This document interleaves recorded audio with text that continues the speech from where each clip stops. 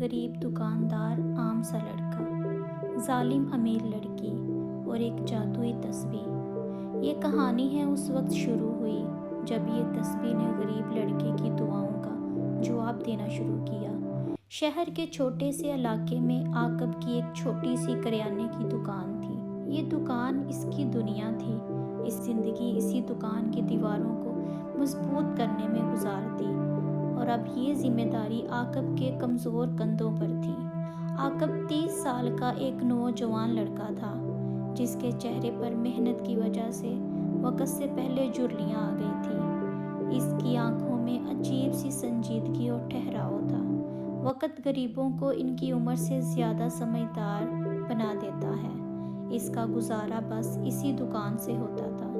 گھر اس کی ایک بیمار ماں اور ایک جوان بہن تھی جس کی تعلیم کا خرچہ بھی عاقب ہی اٹھاتا تھا۔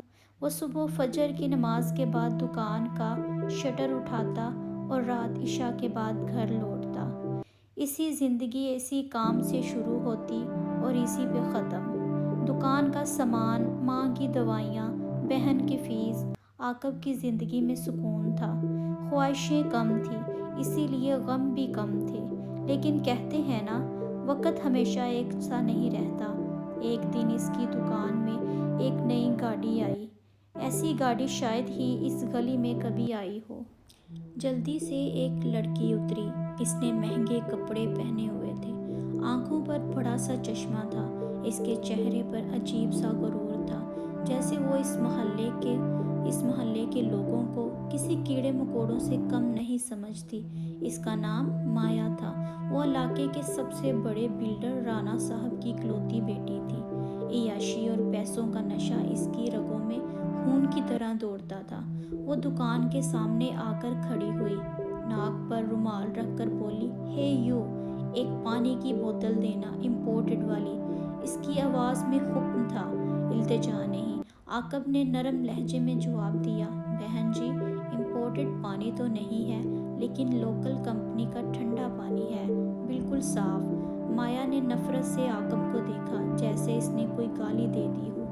"تم لوگوں کے پاس کچھ اچھا ہوتا بھی ہے کہ نہیں؟ چلو جو بھی ہے وہی دے دو۔" عاقب نے بوتل دی۔ مایا نے پرس میں سے 500 کا نوٹ نکال کر عاقب کی طرف پھینکا۔ نوٹ عاقب کے ہاتھ سے ٹکرا کر نیچے گر گیا۔ عاقب چپ چاپ نیچے جھکا اور نوٹ اٹھایا۔ جب تک وہ بقایا پیسے دیتا، مایا گاڑی میں بیٹھ چکی تھی۔ "باقی پیسے رکھ لو، شاید تمہارے گھر کا چولہا جل جائے۔" جاتے جاتے اس نے عاقب کو طنزیہ جملہ بولا۔ عاقب کے دل کو چوٹ لگی۔ اس دن اسے اپنی غربت کا احساس شدت سے ہوا۔ اس نے آسمان کی طرف دیکھا اور کہا، "یا اللہ، تو سب دیکھ رہا ہے، مجھے صبر دینا۔" یہ اس کے امتحان کی بس ابتدا تھی۔ مایا کا اسلم کی دکان پر آنا ایک معمول بن گیا تھا۔ لیکن وہ کچھ خریدنے نہیں آتی تھی، بلکہ عاقب کی بے عزتی کرنے آتی تھی۔ کبھی وہ اپنے دوستوں کے ساتھ آتی اور اس کی دکان کا مذاق اڑاتی، کبھی اس کا دکان کے سامنے اپنی گاڑی پارک کر دیتی، جس سے عاقب کا گھنٹوں تک کام بند رہتا۔ عاقب صبر سے سب برداشت کرتا رہتا۔ اس نے کبھی پلٹ کے جواب نہیں دیا۔ وہ جانتا تھا کہ مایا ایک بگڑی ہوئی امیر باپ کی بیٹی ہے، اس کے الجھنے سے اپنی بربادی کو دعوت دینا ہے۔ لیکن مایا کی نفرت دن بہ دن بڑھتی جا رہی تھی۔ اس کی وجہ یہ تھی کہ اس کا باپ رانا صاحب اس پوری گلی کو خریدنا چاہتا تھا، وہاں ایک پلازہ بنانا چاہتا تھا۔ عاقب کی دکان راستے کا سب سے بڑا کانٹا تھی۔ عاقب نے اپنے باپ کی نشانی بیچنے سے صاف انکار کر دیا۔ مایا نے ایک نیا اور گھناؤنا پلان بنایا۔ اس نے محلے میں یہ افواہ پھیلا دی کہ عاقب اپنی دکان میں ایکسپائر چیزیں رکھی ہوتی ہیں اور چیزوں میں ملاوٹ کرتا ہے۔ پہلے تو لوگوں نے یقین نہیں کیا، کیونکہ عاقب کی ایمانداری کو جانتے تھے، لیکن مایا نے پیسوں کے زور پر کچھ لوگوں کو خرید لیا۔ انہوں نے جھوٹی گواہی دی۔ دھیرے دھیرے عاقب کے گاہک کم ہونے لگے۔ جو لوگ اس سے سالوں سے سامان لے رہے تھے، اس کے پاس آنے سے کترانے لگے۔ عاقب کی پریشانی بڑھ گئی۔ گھر میں ماں کی طبیعت زیادہ خراب رہنے لگ گئی اور بہن کی کالج کی فیس سر پر تھی۔ کئی راتیں اس نے فاقے میں گزاری، لیکن کسی کے آگے ہاتھ نہیں پھیلا۔ ایک رات عاقب اپنی دکان میں بیٹھا تھا۔ رات تک کوئی گاہکی نہیں تھی وہ مایوس بیٹھا تھا، آنکھوں میں آنسو تھے۔ اس نے اللہ سے دعا کی، یا رب میں کمزور ہوں، تو طاقتور ہے، اگر یہ میری آزمائش ہے تو مجھے پورا اترنے کی ہمت دے۔ اچانک اس کی نظر دکان کے پرانے صندوق پر پڑی جو اس کے ابو کے وقت سے بند تھا۔ اس نے اسے کبھی کھولنے کی کوشش نہیں کی تھی، نہ جانے آج اس کے دل میں کیا آیا تھا۔ اس نے صندوق کو کھولا، اندر پرانے کاغذات تھے، اس کے نیچے ایک لکڑی کا باکس تھا۔ اس نے اسے کھولا، ململ کے کپڑے میں لپٹی ہوئی یہ تسبیح تھی۔ یہ کوئی عام تسبیح نہیں تھی، اس کے دانے پتھر کے تھے، لیکن وہ عجیب طرح سے چمک رہے تھے۔ وہ چھونے پر ہلکی سی گرماہٹ محسوس ہوتی تھی۔ عاقب نے تسبیح ہاتھ میں لی، اسے ایک عجیب سا سکون حاصل ہوا، جیسے برسوں کی تھکاوٹ اتر گئی ہو۔ اس نے سوچا یہ شاید اس کے ابو کی ہے۔ اس نے تسبیح کو چوما اور جیب میں رکھ لیا۔ اس بات سے عاقب انجان تھا کہ اس نے جیب میں صرف تسبیح ہی نہیں، اپنی بدلتی ہوئی قسمت کو بھی رکھ لیا تھا۔ اگلے دن عاقب نے ہمت کر کے پھر سے دکان کھول لی۔ جیب میں رکھی تسبیح سے ایک عجیب سی طاقت کو محسوس کر رہا تھا۔ دوپہر کے وقت مایا اپنی گاڑی سے اتری۔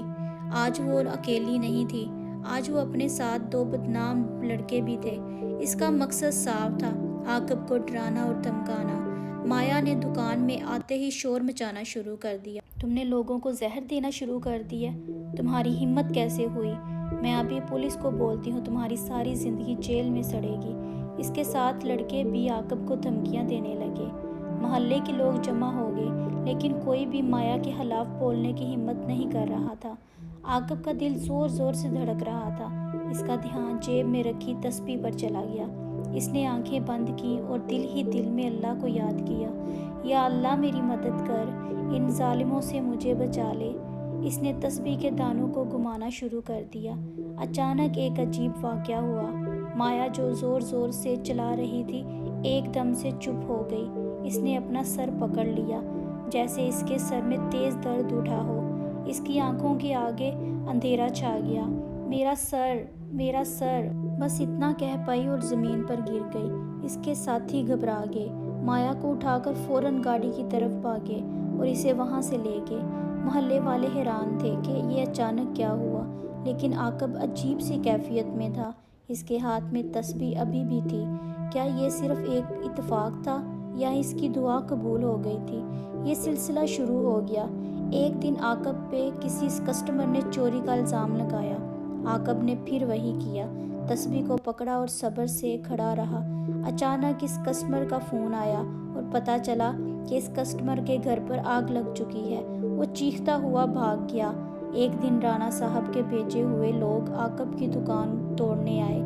جیسے ہی انہوں نے ہتھوڑا اٹھایا، آسمان پر کالے بادل چھا گئے۔ ایسی تیز بارش شروع ہوئی کہ سب کو بھاگنا پڑا۔ عاقب اب سمجھ چکا تھا، یہ تسبیح اب معمولی نہیں، اس میں کوئی غیبی طاقت تھی۔ یہ طاقت اور اس کی دعا کا صلہ تھی۔ لیکن اس کے دل میں ایک خوف بھی پیدا ہو گیا۔ یہ طاقت ایک امتحان بھی تھی۔ وہ اسے لوگوں کی بھلائی کے لیے بھی استعمال کر سکتا تھا، یا پھر اپنے دشمنوں سے انتقام لینے کے لیے۔ اس کے اندر ایک کشمکش شروع ہو گئی۔ وہ غریب عاقب تھا جو صبر کرتا تھا، اب وہ طاقت اور ایک عاقب بن چکا تھا جو کچھ بھی کر سکتا تھا۔ عاقب کی دکان پر عجیب و غریب طاقتیں محلے میں پھیلنے لگی۔ کچھ لوگ اسے عاقب کی کرامت سمجھنے لگے تو کچھ اسے جادو ٹونا کہنے لگے۔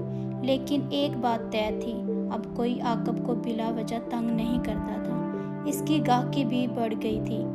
لیکن رانا صاحب اور مایا ہار ماننے والوں میں سے نہیں تھے۔ اپنی بیٹی کی طبیعت خراب اور دوسری ناکامیوں نے اور زیادہ غصے میں ڈال دیا تھا۔ انہیں لگتا تھا کہ عاقب نے ان پر کوئی جادو کروا دیا ہے۔ ایک رات عاقب دکان بند کر کے گھر جانے کی تیاری کر رہا تھا۔ رانا صاحب کے کچھ گنڈے اندر گھس آئے۔ ان کے ہاتھوں میں ہاکی ڈنڈے تھے۔ ان کا لیڈر بولا، اوئے، رانا صاحب نے آخری پیغام بھیجا ہے، یا تو صبح تک یہ دکان خالی کر دینا، یا پھر صبح ہم تمہارا جنازہ اٹھائیں گے۔ ان کی آنکھوں میں وحشت ناچ رہی تھی۔ یہ عاقب کی زندگی کا سب سے بڑا امتحان تھا۔ اس کی جان خطرے میں تھی، موت اس کے سامنے کھڑی تھی۔ اس کا دل خوف سے کانپ رہا تھا، لیکن اس نے ہمت نہیں ہاری۔ اس کا ہاتھ پھر تسبیح کی طرف گیا۔ اس نے تسبیح نکالی اور مضبوطی سے تھام لی۔ اس دفعہ اس نے اس کے لیے کوئی بد دعا نہیں کی، کوئی موت نہیں مانگی۔ اس نے آنکھیں بند کی۔ اس کے منہ سے بس یہ الفاظ نکلے: اے میرے پروردگار، تو بہترین انصاف کرنے والا ہے، جو میرے حق میں بہتر ہے وہ کر دے، مجھے ظالم سے نجات دے۔ جیسے ہی اس نے یہ دعا کی، دکان کے اندر عجیب چیزیں ہونے لگی۔ ٹیوب لائٹ اچانک جھٹکے کھا کر بند ہو گئی اور پھر تیز روشنی کے ساتھ پھٹ گئی۔ کانچ کے ٹکڑے ہر طرف بکھر گئے۔ سامان سارا خود بخود نیچے گرنے لگا، جیسے کسی غیبی ہاتھ نے انہیں دھکا دیا ہو۔ گنڈے ڈر کر ادھر ادھر بھاگنے لگے۔ ایک دم دکان کا بھاری دار شٹر ایک دم نیچے گر گیا اور دکان مکمل اندھیرا ہو گیا۔ اندھیرے میں صرف عاقب کی جیب میں رکھی تسبیح سے ہلکی نیلی روشنی نکل رہی تھی۔ گنڈے پوری طرح ڈر گئے۔ وہ سمجھے کہ اس دکان پر کسی جن یا چڑیل کا سایہ ہے۔ سب بولے: بھاگو بھاگو، یہ جگہ عصیب زدہ ہے۔ زور سے چیخے، بند شٹر کو زور لگا کر اٹھانے لگے۔ جیسے ہی تھوڑا سا راستہ بنا، وہ اپنی جان بچا کر وہاں سے ایسے بھاگے جیسے انہوں نے موت کو دیکھ لیا ہو۔ عاقب وہی زمین پر بیٹھا کانپ رہا تھا۔ عاقب کسی خوف سے نہیں بلکہ کانپ رہا تھا، یہ اس عظیم طاقت کے احساس سے جو اللہ نے اس کے ہاتھوں میں دے دی تھی۔ وہ سمجھ گیا تھا کہ اس تسبیح سے کسی انتقام کو لینا نہیں بلکہ اس کے ایمان سے پرکھنا ہے۔ وہ چاہتا تھا کہ مایا اور اس کے باپ کو برباد کر سکتا تھا، لیکن اس نے ایسا نہیں کیا۔ اس نے فیصلہ کیا، اللہ پر چھوڑ دیا تھا۔ اللہ انصاف ہی اصل حقیقت ہے۔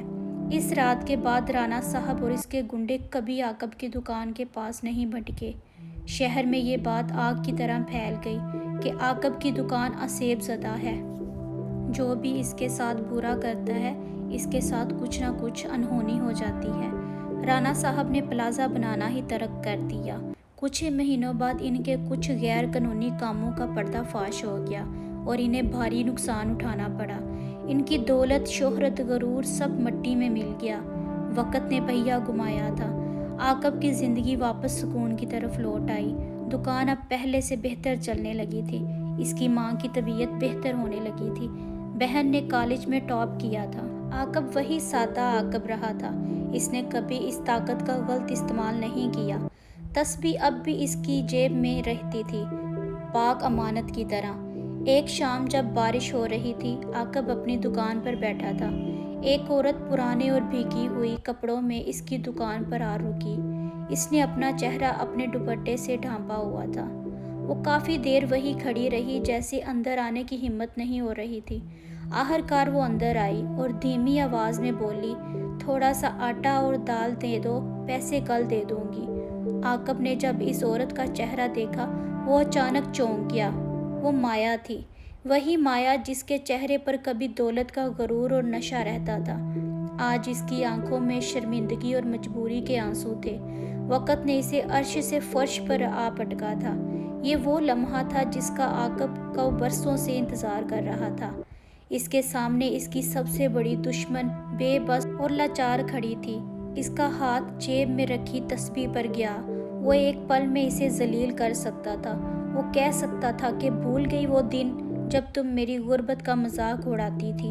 وہ اسے بھگا سکتا تھا۔ پھر اس نے مایا کی آنکھوں میں دیکھا۔ وہاں ایک ظالم لڑکی نہیں بلکہ اس بے بس اور ٹوٹی ہوئی انسان نظر آئی۔ عاقب نے ایک لمبا سانس لیا۔ اس نے جیب میں سے ہاتھ نکالا لیکن تسبیح کو نہیں چھوا۔ وہ اٹھا بنا ایک لفظ کہے۔ اس نے آٹے اور دال سبزیوں کا ایک تھیلے میں ڈال کر مایا کے ہاتھ میں دے دیا۔